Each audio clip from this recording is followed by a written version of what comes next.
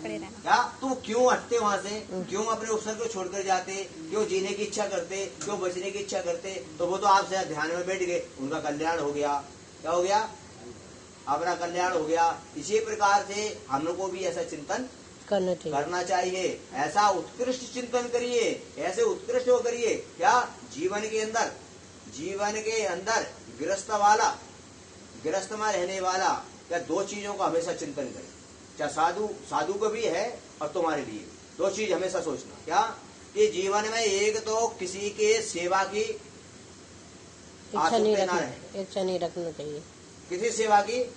एक बात ऐसा भगवान से प्रार्थना करो कि मेरा शरीर ऐसा निरोगी रहे तुम दूर बैठे रहो कि मुझे किसी की सेवा की इच्छा। दूसरा क्या करना चाहिए कि एंड समय के अंदर तक क्या इतना हमारे पास हो कि हमको किसी के आगे हाथ न फैलाना पड़े। क्या क्योंकि जैसे अभी वृद्ध अवस्था है, इनकी मान लो वो बैठे माता जी या जो भी गृहस्थ वाले हैं। अब इनके लिए जैसे मान लो कोई धर्म करना है, इनके लिए कोई धर्म करना है और इन्होंने कहीं मुझे सिकरी जाना है, बेटे ने कहा अभी हमारे पास व्यवस्था नहीं है, तो अंदर क्या हो जाएंगे? विकल्प हो जाएंगे, दुखी हो जाओगे कि नहीं? बोलो है?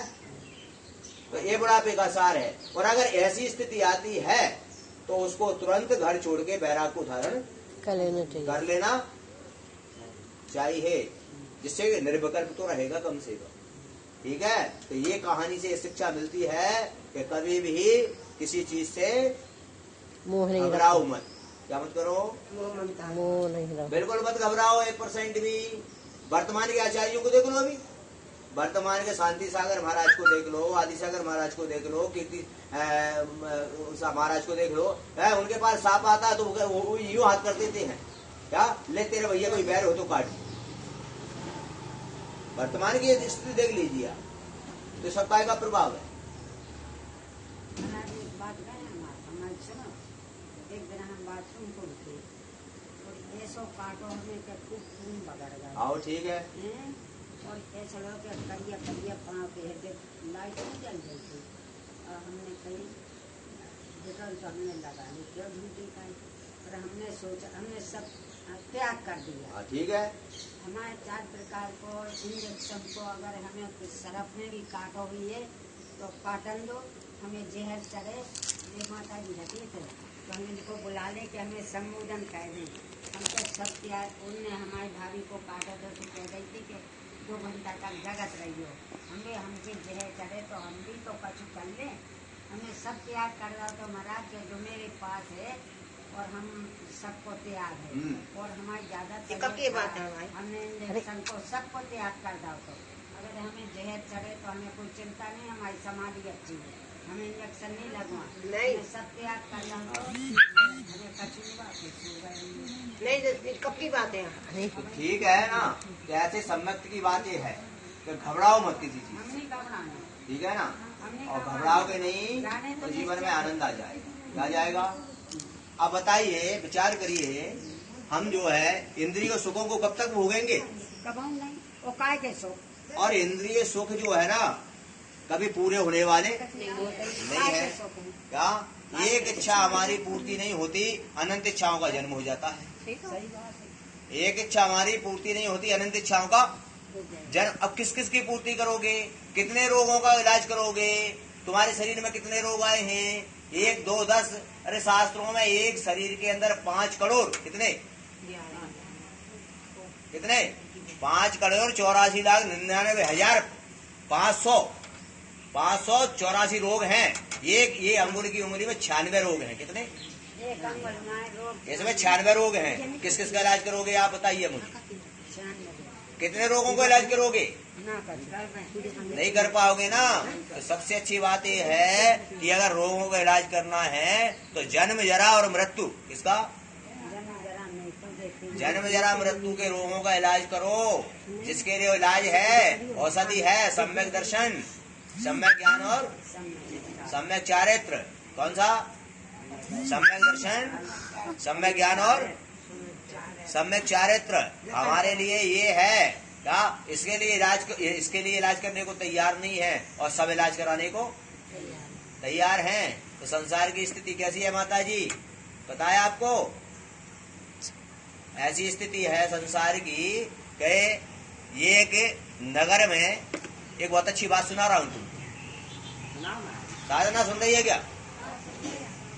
एक नगर में, इसको माता जी बना दूंगा, माता जी चिंता मत करो, साधना अच्छी करेंगी, है ना? तो क्या होता है, एक नगर में एक व्यक्ति था जो खाने का बड़ा क्या था, बहुत ही प्रेमी था वो। क्या था? अब उसके लिए क्या हुआ, गांव में पर रहते हैं ना, तो निमंत्रण सबको आते हैं कि नहीं आते? सबको आते हैं, अपन गांव में रहते हैं। तो उसके पास भी एक निमंत्रण आया शादी का, बड़ा खुश हो गया। क्या हो गया? बड़ा खुश हो गया, आज तो मजा आ गया। क्या ठीक है? तो सुबह का भोजन उसने नहीं बनाया। उसने कहा शाम को भोजन करने जाएंगे तो सुबह खाने की जरूरत क्या है, क्या? और वो गया आराम से बढ़िया और जाकर बैठ गया। कहाँ पर? जहाँ भोजन चल रहा था, परोसा जाता था भोजन। पहले क्या किया जाता था? क्या परोस के सबको सब सामान दिया जाता था। फिर जो व्यक्ति होता था हाथ जोड़कर निवेदन करता था कि सब सारे पंच हमारी इस भोजन को बोलते थे ना। कितना बड़ा सम्मान था। हाँ, आज क्या हो गया भैया, आज वो टेबल पे लगा देते हैं, एक प्लेट और एक चम्मच वहाँ पर रखी रहती है, और वहाँ से उठा के लाओगे और कहोगे दे दाता के नाम तुझको अल्लाह रखे। मैंने भिखारी हो गए, क्या हो गए? नहीं हुएगा, बोलो। और अब इनके गति का बंद क्या होगा पता है तुमको? पहले इसकी तिरंज गति का बंद होगा, क्योंकि चल प्रकार खा रहे हैं। चल प्रकार कौन खाता है? कौन खाता है चल प्रकार?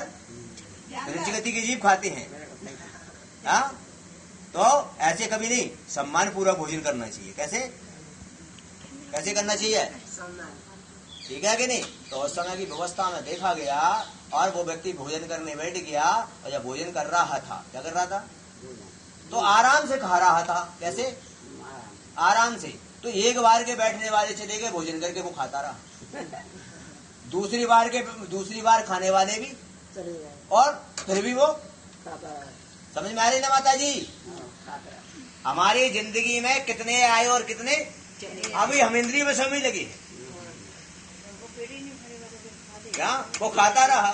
अब तीसरी बार वाले भी उठकर चले गए। वहां पर एक समझदार व्यक्ति था। कौन था? एक वहां पर समझदार व्यक्ति था। वो उसको खड़ा होकर देख रहा था। क्या बोलेगा, कब तक खाएगा इसका पेट? ठीक है भैया, कितने बार के चले गए? 3 बार के। कितने बार के चले गए? 3 बार चले गए। 3 बार के चले गए, यानी बालापन गया, जवानी गई और बुढ़ापा भी। उसके बाद वो व्यक्ति उसके पास पहुंचा और जाकर उससे कहा, भैया यहाँ तक भर गया। कहाँ तक? कहाँ तक भर गया? यानी संसार में हम इतना पाप करते हैं, पूरे जीवन यहाँ तक भर जाता है। कहाँ तक? फिर भी बोले डंडा डाल दो, अभी और जगह बनाओ। क्या? फिर भी तैयार? उस समय भैया वहां पर पहुंचा, उसने कहा, भाई साहब ऐसा करो, आप 500 रुपए देता हूँ आपको। कितने? बोले किस बात के? बोले पहले सुन तो। बोले नहीं, बात बता। बोले ऐसा कर, एक रसगुल्ला और खा ले। कितना? उसने कहा 500 रुपए भी आ रहे हैं और खाने को खाना भी मिल रहा, पैसा भी मिल रहा। क्या? अब पता नहीं तुमको कि यहाँ तक तो भर गया, अब जाएगा कहाँ वो? उसने एक रसगुल्ला खा लिया। फिर उसको 500 रुपए मिले, उसने 1000 रुपए निकाले। फिर कितने? उसने एक रसगुल्ला और खा ले, एक और खा लिया। क्या? फिर उसने 2000 निकाले, बोले एक और खा ले। अब तो सांस लेने को भी जगह नहीं, और जब सांस लेने को जगह तो चिल्लाने लगा जोर जोर से, मैं मरा, मुझे बचाओ। अब कोई ऑप्शन? हम लोगों की एंड में क्या स्थिति होती है? हम लोगों की एंड में स्थिति होती है, हॉस्पिटल पड़े हैं, चिल्लाते हैं बचाओ, पर कोई बचाने वाला नहीं होता। और उस समय वो व्यक्ति चिल्लाने लगा, उसके परिवार वाले आ गए। क्या? सब आ गए, डॉक्टर को लेकर आ गए। और डॉक्टर जब आ गया, क्या तो इस करगुआ में भी एक कोई डॉक्टर आए हैं नहीं। कहाँ पर आए ना? और उस समय वो डॉक्टर आया और डॉक्टर ने आकर कहा, उस डॉक्टर ने कहा माताजी, उस डॉक्टर ने कहा, उसको देखा, पेट पर हाथ फेरा, उसने थैले में हाथ डाला, 3 गोली निकाली। कितनी? और 3 गोली निकाली, और 3 गोली निकाल कर कहा भैया ये 3 गोली खा लो, तुम अभी ठीक हो जाओगे। तो वो व्यक्ति चिल्ला रहा, सांस लेने को जगह नहीं, चिल्ला रहा, इधर से उधर लौट रहा है, उधर से इधर लौट रहा है। माता आई, पिता आया, पत्नी आई, सबने कहा दवाई खा लो तुम ठीक हो जाओगे, पर वो किसी की मानने को तैयार नहीं। जब तैयार नहीं तब बोले डॉक्टर साहब आप ही बात कर लो इससे। तो डॉक्टर साहब ने कहा भैया तुमको ठीक होना है, माताजी ठीक होना है। उन्होंने कहा ठीक होना है? बोले हाँ होना है। भाई साहब अगर आपको ठीक होना है तो ये गोली आपको खाना ही पड़ेगी। क्या करना पड़ेगी? गोली खाने पड़े। गोली बगैर खाए आप ठीक नहीं हो सकते। क्या डॉक्टर भी यही बोलता है ना तुमको? क्या अभी तो माता जी की दवाई आई ना इतनी, क्या तो क्या बोला कि बगैर दवाई खाए ठीक नहीं हो सकते हो। तब डॉक्टर ने जोर से कहा उससे ठीक होना है तो दवाई खाओ। तो व्यक्ति जो चिल्ला रहा है, क्या कर रहा है, और चिल्लाते चिल्लाते बोल रहा है अरे डॉक्टर साहब तुम पागलों जैसी बातें क्यों करते हो? क्या बोला? क्या बोला वो डॉक्टर से? तुम पागल होगा क्या? तुम पागलों जैसी बातें क्यों करते हो? क्या बोले क्यों? मैं पागल, मैं तो तुझे ठीक करने की बात कर रहा हूँ, मैं तो तुझे दवाई दे रहा हूँ कि तू ठीक हो जा। लेकिन वो कह रहा है, क्या कह रहा है वो? पागल पागल हो गया, पागलों जैसी बातें कर रहे। बोले क्यों? तो डॉक्टर से बोला कि देखो डॉक्टर साहब अगर ये 3 गोली खाने की मेरे अंदर जगह होती तो क्या 2000 रुपए देके एक रसगुल्ला और नहीं खा लेता? क्या संसार का व्यक्ति क्या एंड समय सांस नहीं है क्या? एक व्यक्ति को मैंने देखा रेवाड़ी के अंदर, मैं वो उसका परिवार वाले मुझे बुलाने आए कि चलो महाराज उसकी तबीयत खराब। मैं पहुंच के वहां पहुंचा, मैंने कहा तेरी आयु 15 मिनट की शेष है। कितनी? और 15 मिनट के अंदर माताजी क्या बोला? तो नहीं दूसरा रेवाड़ी की बात। तो उसने बोला, क्या बोला एंड समय में? मैंने कहा तेरे को सोचो तू नमोकार बोल। नहीं, लड़के से बोला तू उधारी का खाता लेके आ, मैं तुझे बता दूं किस किस में पैसे बाकी। मतलब कहने का तातुर्य रसगुल्ला का मतलब समझ आ गया ना? क्या अरे महाराज लोग आते हैं तो तुमको समझाते हैं, रत्नात्रय को धारण करो।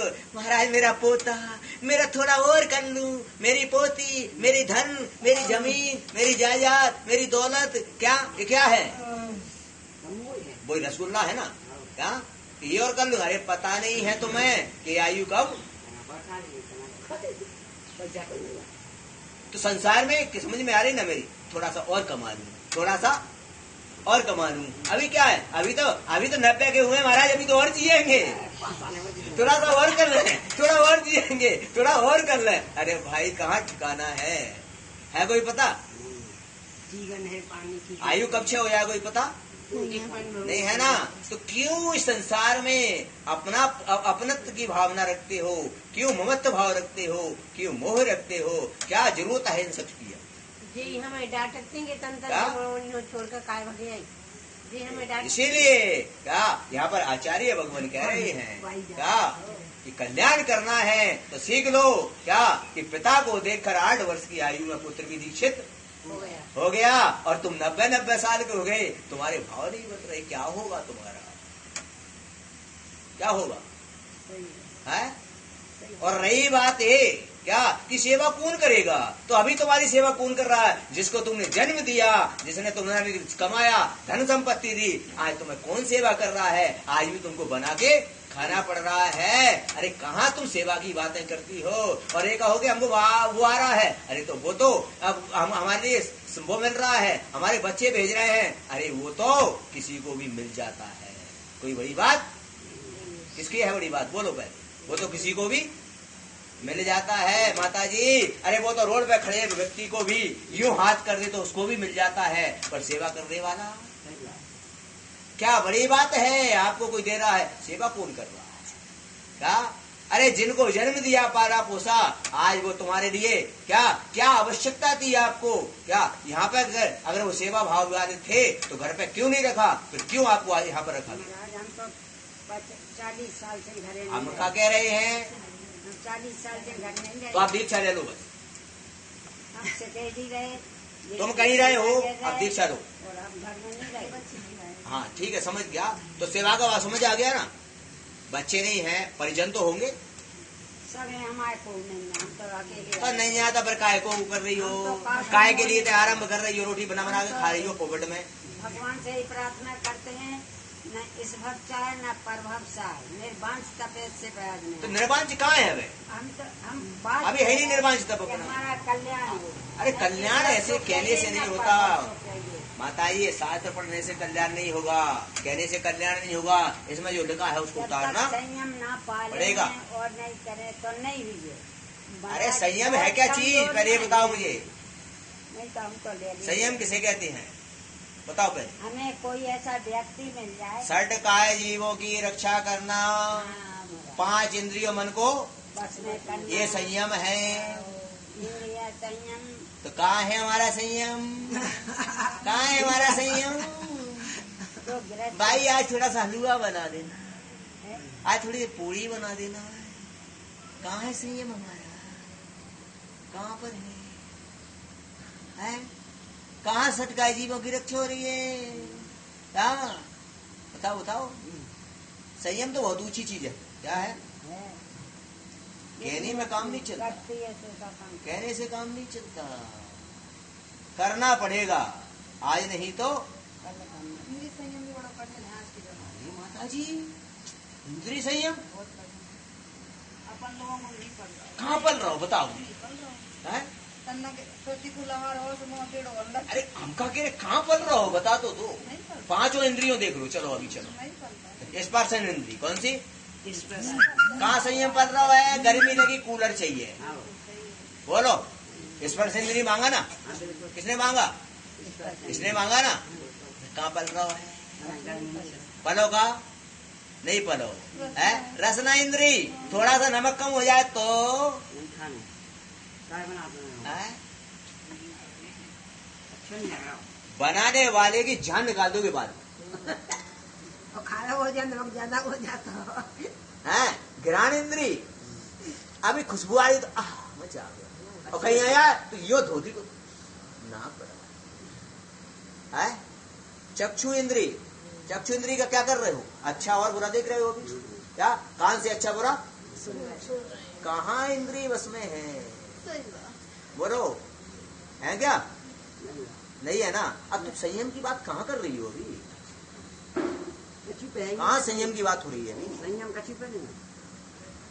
5 इंद्रियों का कहने का तात्पर्य हमारा माता जी ये है क्या कि जब हम इन विषयों को कंट्रोल करेंगे, कम करेंगे, तो हमारा काम बन सकता है, और नहीं तो नहीं बन सकता है। और अगर ये सत्य बात है, ये बिल्कुल सत्य बात है कि हम अगर सम्यक्त्व को प्राप्त नहीं कर पा रहे तो अभी हमारी अनंत कसा, और अब वृत्ति नहीं बन पा रहे तो फिर अपनी प्रत्यक्षान कसाय चल, क्या कसाय का जोर है, इसलिए उसको कम करो। और भगवान से एक ही प्रार्थना रखो क्या कि हम यहाँ पर आए हैं 84 लाख योनियों में भटकते हुए। कितनी योनि? 84 लाख योनियों में भटकते हुए आए हैं, और ऐसे जो कालों के पंच परिवर्तन हम अनेक कर चुके। कितने? अनेकों पंच परिवर्तन कर चुके क्या? और हमारी जो यात्रा बंद नहीं हुई। कभी नरक जाते हैं, कभी स्वर्ग जाते हैं, कभी त्रिच जाते हैं, कभी यहाँ जाते हैं, कभी निगोद की यात्रा करते हैं। यात्रा अभी हमारी बंद नहीं हुई। ठीक है ना? समझ में आ गया माता जी कि नहीं आया? हमारा कहने का तात्पर्य यह है कि ये शरीर है, और शरीर की तो ये प्रवृत्ति है। क्या है? शरीर की तो ये प्रवृत्ति है, क्योंकि शरीर का एक क्रम है। बचपन आएगा, जवानी आएगी, बुढ़ापा आएगा, इंद्रिय शिथिल होंगी, इनको कोई रोकने वाला नहीं है। तो ये तो अपना काम करेगा, लेकिन आत्मा ना बुढ़ा होता, ना बालक होता, ना जवान होता, ना मरता है, ना कुछ करता है। आत्मा का कुछ भी होता है क्या? ये शरीर की तरफ क्या है, चले गए तो ऐसा भावनापन रखें, अपने जीवन का कल्याण का मार्ग प्रशस्त करें। ठीक है, इस प्रकार से आप लोग ऐसा विचार करें और चिंतन करके हमारे जीवन में क्या, और इसकी सबसे अच्छी व्यवस्था ये है कि द्रव्य से आप अगर थोड़ा बहुत दोष लगाते हो, लेकिन तत्व में सम्यक दर्शन पक्का होना चाहिए। क्या तत्व समझ गए ना? तत्व कितने होते हैं माता जी? कौन कौन से? जीव अजी आसो बंद संबंध। माता जी बताओ, इनमें राजा कौन है? ये सब में एक जीव ही है क्या, जो राजा है, मुख्य है। जीव, जीव आत्मा क्या?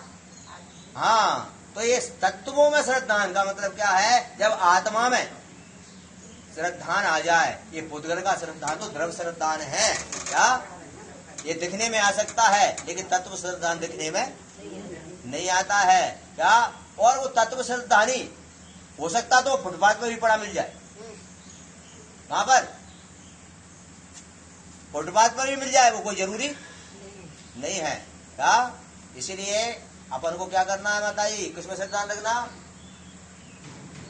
तत्वों। किसमें? हाँ, द्रव्य श्रद्धान तो क्या है माता जी? एक बाहर दिखने में आ सकता है क्या। जैसे मैंने शास्त्रों में एक बात चल रहा था, उसमें आया था कि जरूरी नहीं कि जो बाहर से दिख रहा है वो मोक्ष का पात्र हो, जरूरी नहीं है। हो सकता है जो तत्व श्रद्धानी हो और वो बिल्कुल भी दिखाई न देता हो, फिर भी वो मोक्ष का पात्र हो सकता है, कोई बड़ी बात नहीं है। इसलिए क्या, तत्व की श्रद्धानी बनो। किसके? क्या? सबसे सस्ता मोक्ष पंचम काल में सबसे सस्ता इसी समय है, और सब में सबसे महंगा है। पंचकाल में नहीं होगा, छठे काल में। क्योंकि पंचम काल में इस समय सम्यक्त प्राप्त करने के बाद भी क्या, हम यहाँ से क्या अगर वर्तमान में जाना है क्या, तो वो जो सम्यक्त प्राप्त करेगा किसके साथ? भद्र परिणामी मिथ्या दृष्टि जीव, या वो भी विदेश क्षेत्र में जाकर जन्म लेके मोक्ष चला जाएगा, तो सबसे सस्ता भी है। हाँ ठीक है, 23 है नहीं, 123 जीव। ठीक है, तो ऐसा प्रकरण है। इसलिए अभी सस्ता क्यों है? अभी की 1 दिन की तपस्या और उस काल की 1000 दिन की तपस्या बराबर है, समझ गया ना? तो सस्ता है अभी। क्या है? इसलिए बस शास्त्रों का बोलते हैं पंचम काल में मोक्ष नहीं, पंचम काल में मोक्ष नहीं। अरे रास्ता तो यही है, रास्ता तो खुलो है। जैसे